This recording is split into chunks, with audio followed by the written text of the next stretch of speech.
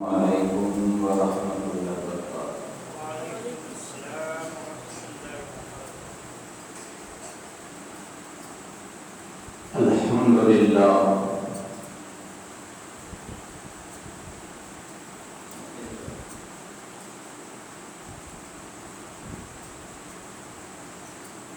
الحمدللہ رب العالمین،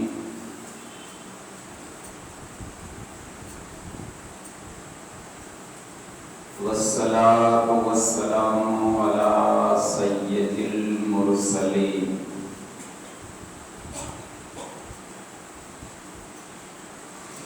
اما بعد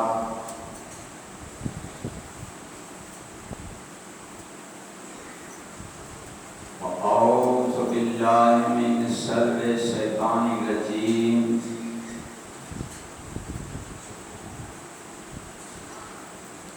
بسم اللہ الرحمن الرحیم۔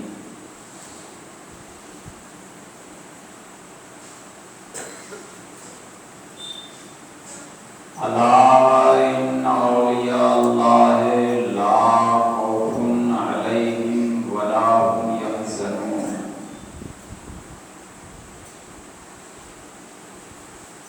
آمنت باللہ صدق اللہ العظیم۔ الصلاۃ والسلام علیک یا رسول اللہ، الصلاۃ والسلام علیک یا رسول اللہ، وعلی آلک واصحابک یا حبیب اللہ۔ وعلی آلک واصحابک یا حبیب اللہ۔ الصلاۃ والسلام علیک یا نبی اللہ، الصلاۃ والسلام علیک یا نبی اللہ، وعلی آلک واصحابک یا نور اللہ، وعلی آلک واصحابک یا نور اللہ، صلی اللہ تعالی علیہ وسلم۔ صلی اللہ تعالی علیہ وسلم۔ خواجہ ہند وہ دربار ہے اعلیٰ تیرا، خواجہ ہند وہ دربار ہے اعلیٰ تیرا، کبھی محروم نہیں جاتا مانگنے والا تیرا، سبحان اللہ، سبحان کبھی محروم نہیں جاتا مانگنے والا تیرا۔ اور ہمارے دین کی حقانیت کے دونوں شاہد ہیں، ہمارے دین کی حقانیت کے دونوں شاہد ہیں، معین الدین اجمیری، محی الدین جیلانی۔ معین الدین اجمیری، محی الدین جیلانی۔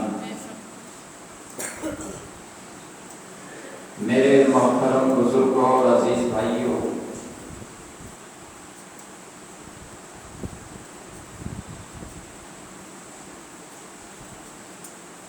حالات حاضرہ کو پیش نظر رکھتے ہوئے آج کے اس خطبے میں یہ چاہتا ہوں کہ خواجہ خواجگان سلطان الہند حضرت خواجہ غریب نواز معین الدین حسن سنجری رحمت اللہ علیہ کے بارے میں کچھ گفتگو کروں، کیونکہ میڈیا کے ذریعے، انٹرنیٹ کے ذریعے، ٹی وی کے ذریعے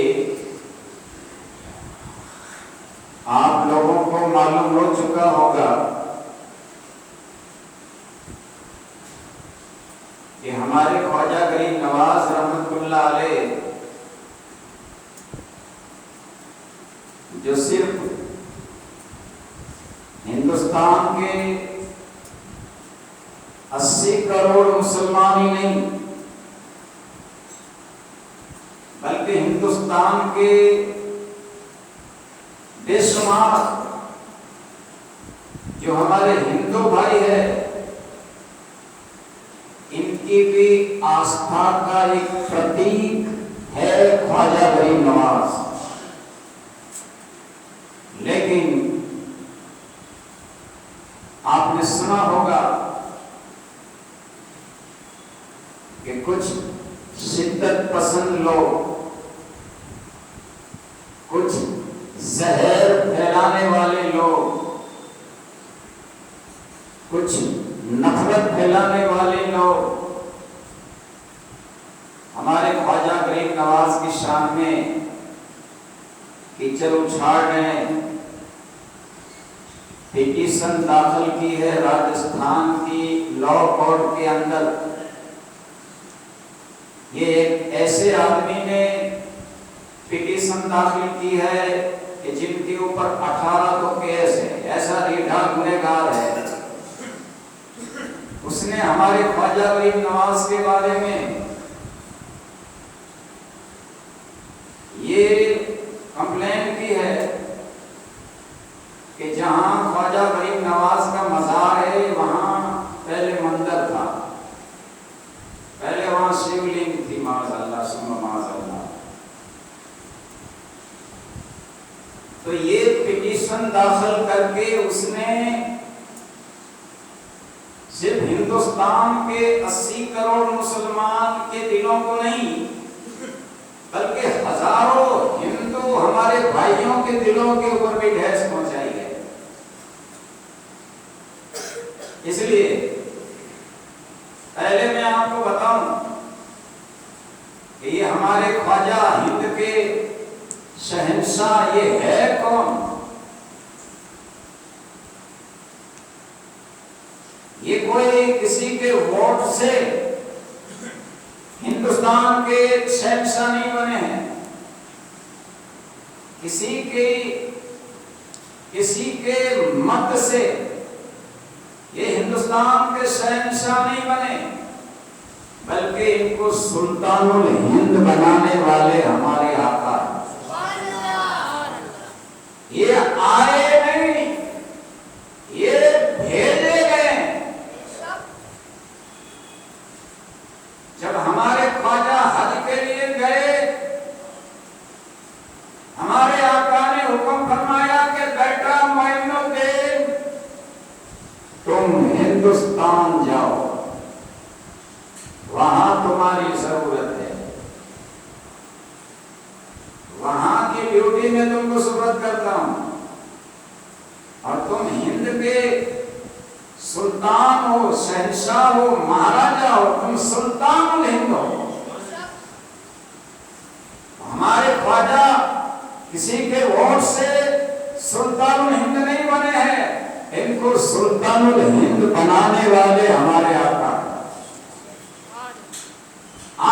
علیہ السلام کے حکم سے ہمارے خواجہ سفر کرتے ہیں. سفر کرتے کرتے وہ پشاور کے راستے سے جب لاہور کے پاس سے گزرتے ہیں, آپ نے بارہا سنا ہوگا کہ وہاں داتا صاحب کے مزار کے اوپر آپ نے چلہ کیا, 40 دن رکے اور داتا صاحب کی شان میں ایک شعر پڑھا. وہ شعر کیا تھا؟ آپ نے داتا گنج بخش رحمت اللہ علیہ کی شان میں یہ فرمایا, آج بھی وہ شعر وہاں لکھا ہوا ہے. آپ نے فرمایا کہ گنج بخش فیض عالم مظہر نور خدا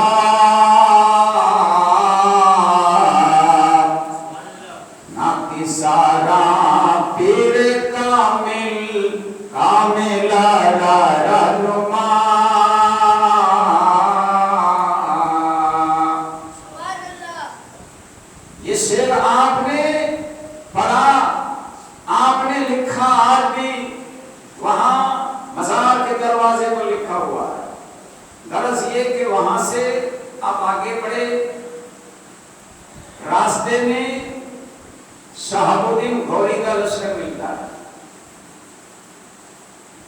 ہزاروں سپاہی ساتھ میں ہیں، بڑی فوج ہے، بڑا لشکر ہے۔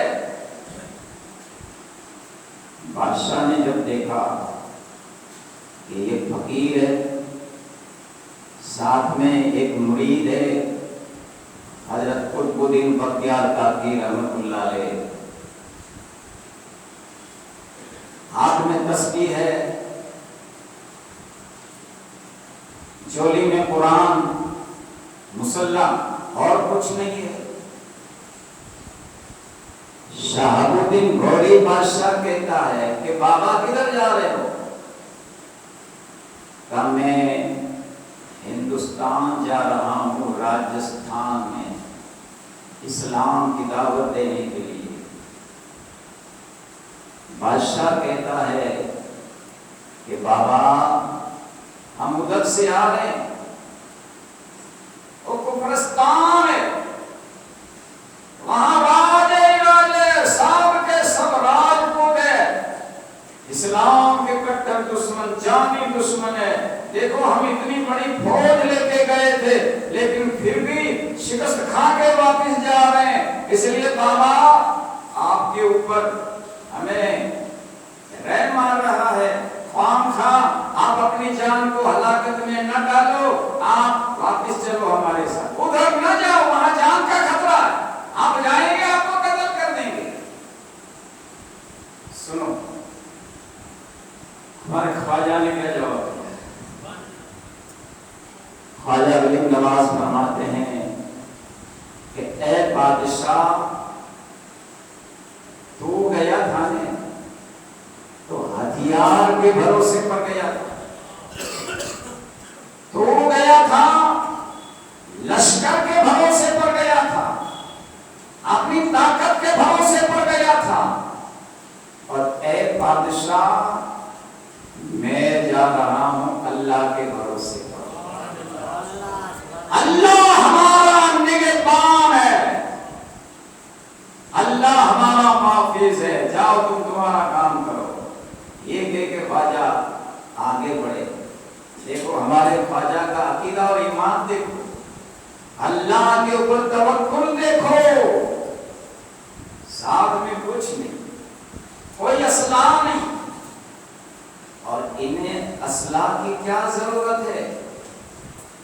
ڈاکٹر اقبال فرماتے ہیں انہیں کیا ضرورت ہے ہیرو کما کی، انہیں کیا ضرورت ہے ہیرو کما کی، نگاہ سے اڑاتے ہیں جو دل کا نشانہ، نگاہ سے اڑاتے ہیں جو دل کا نشانہ۔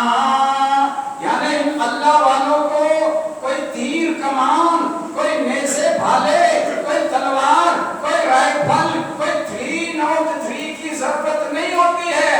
اللہ تعالیٰ نے ان کی نگاہ میں وہ توصیف دی ہوتی ہے کہ اگر پتھر کے اوپر پڑ جائے پتھر ہیرا بن جائے، کانٹے کے اوپر پڑے کانٹا پھول بن جائے، اور اجے اکبر جوگی جیسے جوگی کے اوپر پڑے تو وہ عبداللہ بیابانی بن جائے۔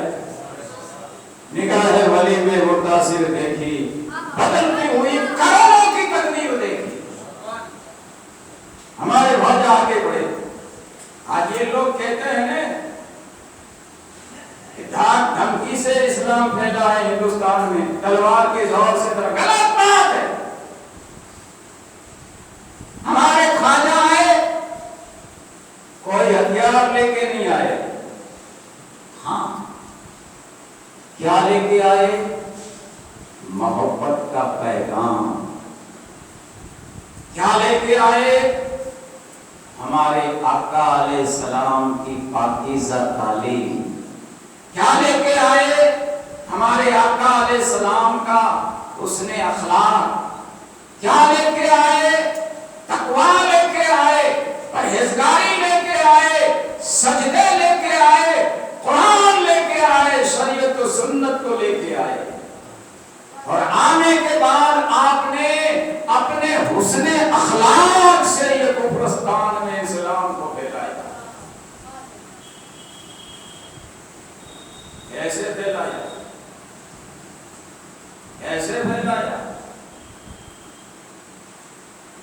بات پر بات آئی، مجھے ایک واقعہ یاد آ رہا ہے۔ جب آپ راجستھان اور اجمیر کی دھرتی پر پہنچ گئے، کبھی آنا ساگر والی کرامت، کبھی اونٹوں والی کرامت، کبھی اجے پال جوگی والی کرامت دکھا رہے ہیں، ہزاروں کی تعداد میں لوگ مسلمان ہو رہے ہیں۔ ان دنوں کی بات ہے، راجا نے جب دیکھا کہ اگر ایسا ہی رہے گا، ایسا ہی رہے گا تو پھر ہماری حکومت خطرے میں پڑ جائے گی، مسلمانوں کی تعداد بڑھ جائے گی، اب کیا کیا جائے؟ تو تاریخ اسلام آج بھی گواہ ہے کہ راجا نے ایک جوان کو تیار کیا،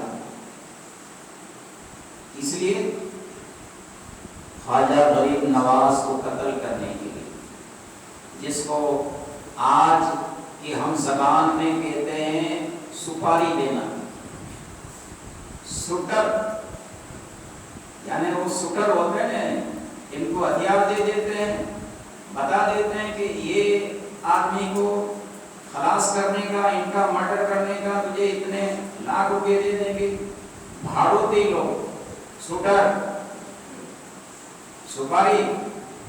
سپاری دی راجا نے ایک راجپوت کے جوان بچے کو، بڑی لالچ دی گئی، ان کو شاہی خنجر دیا گیا اور بتایا گیا لے لے خنجر، جب وہ واعظ و نصیحت کر رہا ہو چپکے سے ان کے اوپر وار کر دینا، ان کا کام تمام کر دینا، تیرا کچھ نہیں بگڑے گا، ہم بیٹھے ہیں۔ اب وہ جوان اسلامی لباس پہن کے مسلمانوں کے مجمع میں بیٹھ گیا۔ ہمارے خواجہ غریب نواز واعظ و نصیحت فرما رہے ہیں، لوگ سن رہے ہیں، تقریر ختم ہوتی ہے، اس کے بعد لوگ دعا کرانے کے لیے آتے ہیں، حضرت ہمیں یہ تکلیف ہے، حضرت ہمارے اوپر یہ مصیبت ہے، خواجہ غریب نواز سب کی سنتے ہیں، سب کی مصیبت کو دور فرماتے، سب کے لیے دعا کرتے ہیں، لوگ اٹھ اٹھ کر جانے لگتے ہیں۔ اب وہ جوان بیٹا موقع نہیں مل رہا ہے۔ خواجہ غریب نواز نے جب اس کی طرف دیکھا، فرمایا ہے جوان، اب تو بھی آ، تو بھی تیرا مقصد پورا کر، جس مقصد کے لیے تو آیا ہے تیرا مقصد پورا کیوں نہیں کرتا؟ جوان کے جسم کے بال کھڑے ہو گئے، بدن کے روگٹے کھڑے ہو گئے، پسینہ چھوٹ گیا۔ کہا حضرت میں تو آپ کا واز سننے کے لیے آیا تھا۔ کہا نہیں، جو واز سننے کے لیے آتے ہیں وہ بغل میں خنجر تھوڑا لے کے آتے ہیں، خنجر تھوڑا چھپا کے آئے، خنجر لے کے آیا ہے واز سننے۔ تو جس نیت سے تو آیا تیری نیت پوری کر، انعام حاصل کر لے۔ خواجہ غریب نواز کی زبان سے جب اس جوان نے یہ سنا، اپنی خنجر نکالی، خواجہ غریب نواز کے ہاتھ میں دی، کہا حضرت क्षमा कीजिए, कृपा कीजिए, मुझे माफ कीजिए, मुझसे गलती हो गई। ख्वाजा गरीब नवाज ने कहा बेटा हमने तुम्हें माफ किया।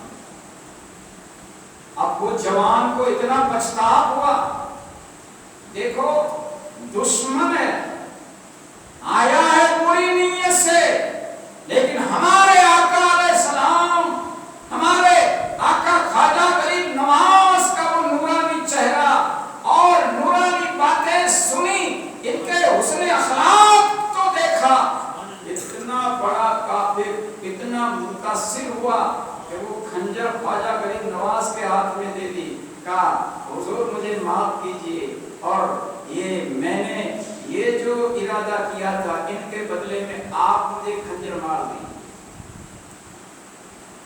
ہمارے خواجہ فرماتے بیٹا اینٹ کا جواب پتھر سے دینا یہ ہمارا کام نہیں ہے، جاؤ میں نے تمہیں معاف کر دیا۔ اس نے خواجہ غریب نواز کا یہ کردار، یہ کیریکٹر دیکھا، یہ حسن اخلاق دیکھا، اس نے بلند آواز سے پڑھ لیا کہ لا الہ الا اللہ محمد رسول اللہ صلی اللہ تعالی علیہ وسلم۔ وہ خواجہ غریب نواز کا مرید بنا اور کہا کہ بابا میرے لیے دعا کرو، مجھے مکہ دیکھنا، مدینہ دیکھنا۔ ہمارے خواجہ نے اس کے لیے دعا کی کہ جاؤ بار بار تم دیکھو گے۔ اس نے 40 حج کیا اور 40ویں حج پر راستے میں ان کا وصال ہوا اس جوان کا۔ ہمارے خواجہ نے اس طرح سے اسلام پھیلایا، تلوار کی زور سے نہیں پھیلایا، بلکہ اپنے پاکیزہ کردار سے آپ نے لوگوں کو دین کی دعوت دی اور دین کو پھیلایا۔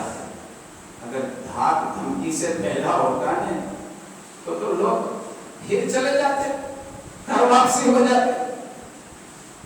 لیکن آج بھی خواجہ کے نام پر لوگ جان قربان کرنے کے لیے تیار ہیں، کیونکہ ہمارے خواجہ جب ہندوستان میں آئے نے اس نے شانتی کا پیغام دیا، بھائی چارے کا پیغام دیا ہے، امن و شانتی کا پیغام دیا ہے، اور امن و شانتی کا پیغام دیتے دیتے اور خلق خدا کی خدمت کرتے کرتے آپ دنیا سے رخصت ہوئے ہیں۔ اس لیے تو دیکھو آپ کے وصال کو آج 850 سال گزر گئے ہیں، لیکن ایسا لگ رہا ہے کہ کل ہی آپ کا وصال ہوا۔ لوگ آ رہے ہیں، ایسا نہیں کہ وہ اس کے اندر ہی جاتے ہیں، آج بھی آپ جا کے بلند دروازے کے پاس کھڑے ہو کر دیکھو، جھنڈ کے جھنڈ لوگ آ رہے ہیں، آ رہے ہیں، آ رہے ہیں۔ کیا خواجہ سب کو بلاتے ہیں؟ نہیں، یہ خواجہ کی حقانیت ہے، یہ خواجہ غریب نواز کی سچائی ہے، یہ ان کی روحانیت ہے جو لوگوں کے دلوں کے اوپر راج کر رہی ہے آج۔ اور میرے بزرگوں بھائیوں، خواجہ غریب نواز کا آستانہ یہ ایک بھائی چارے کا بڑا پرتیک ہے۔ خواجہ غریب نواز کے وصال شریف کے بعد وہاں اکبر بادشاہ بھی آتا، چادر چڑھاتا، جہانگیر بھی آیا، شاہ جہاں بھی آیا۔ انہوں نے اپنی یاد کے لیے مسجدیں بنائی، مغل کی حکومت چلی گئی، انگریزوں کی حکومت آئی، انگریزوں نے بھی وہاں بھیٹ چڑھائی ہے، چادریں چڑھائی ہے۔ انگریزوں کے جانے کے بعد جب مراٹھا کی حکومت آئی، سندھیے کی حکومت آئی، وہ بھی اپنے اپنے دور میں خواجہ غریب نواز کے آستانے پر آتے، چادریں چڑھاتے۔ اور آج بھی سب کو معلوم ہے کہ اس کے موقع پر ہمارے دیش کے جو پی ایم ہے نریندر مودی صاحب، وہ بھی چادر بھیجتے ہیں خواجہ غریب نواز کے مزار پر چڑھانے کے لیے، ہے کہ نہیں؟ اور خواجہ کا در وہ در ہے، ان کو ہندو بھی مانتے ہیں، سکھ بھی مانتے ہیں، عیسائی بھی مانتے ہیں، مسلم بھی مانتے ہیں، سب کی آستھا کا پرتیک ہے۔ اور آج بھی 2 ٹائم پر وہاں لنگر دیا جاتا ہے، میٹھا لنگر دیا جاتا ہے، پرسادی جو ہے میٹھی ہوتی ہے تاکہ ہمارے ہندو بھائی بھی کھا سکیں۔ وہاں نات جات نہیں دیکھی جاتی ہے، یہ نہیں پوچھا جاتا ہے کہ تو کس دھرم کا ہے، نہیں، جو بھی آتا ہے خواجہ ان کو نوازتے ہیں، جو بھی آتا ہے ان کی قدر کی جاتی ہے، ان کو عزت دی جاتی ہے۔ کیونکہ ہمارے خواجہ ہندوستان میں شانتی کا پیغام دینے کے لیے آئے، اور آج ہم بھی خواجہ کے چاہنے والے ہیں۔ ہمارا بچہ بچہ خواجہ کا دیوانہ ہے، خواجہ غریب نواز کے نام پر اپنی جان دینے والے ہیں۔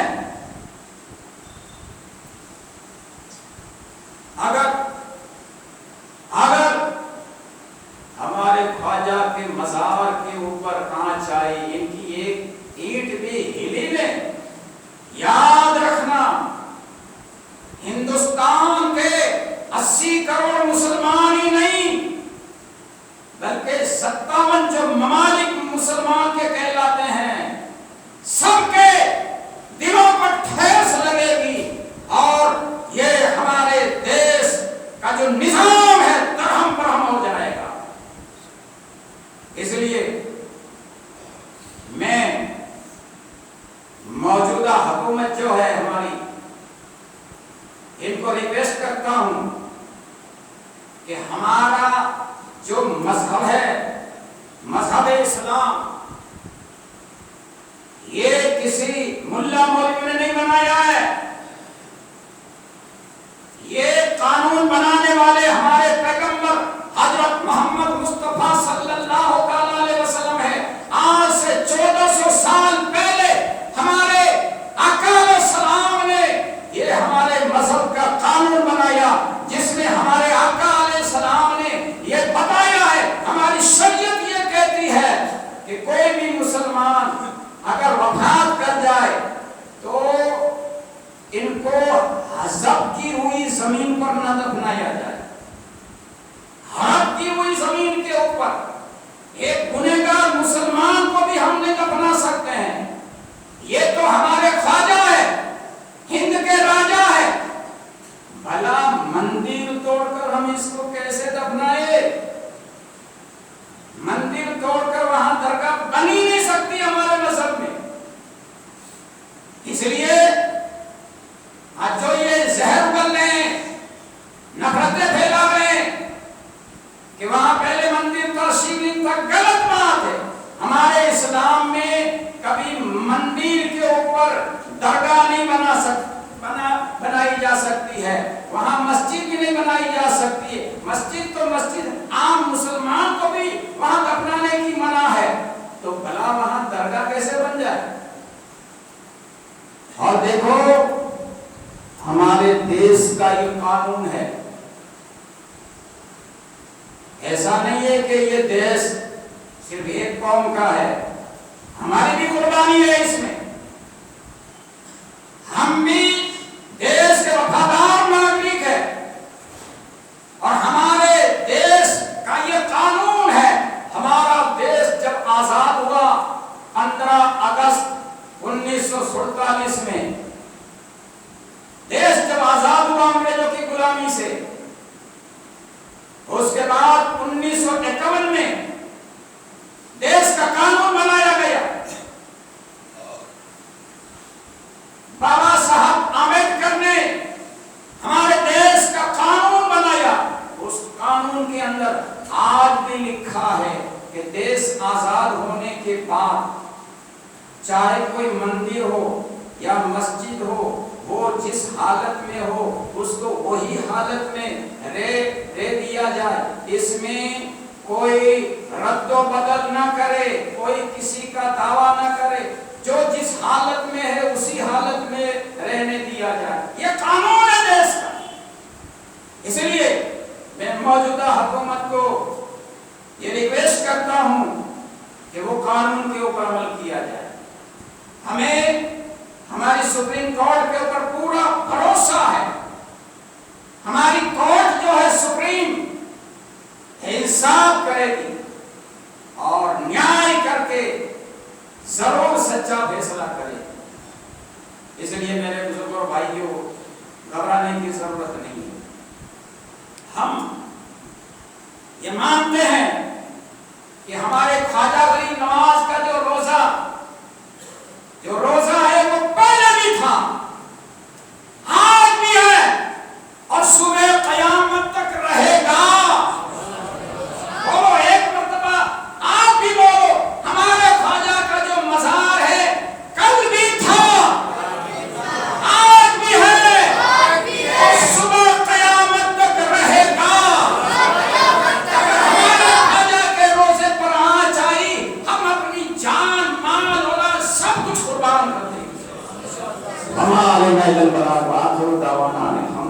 اللہ رب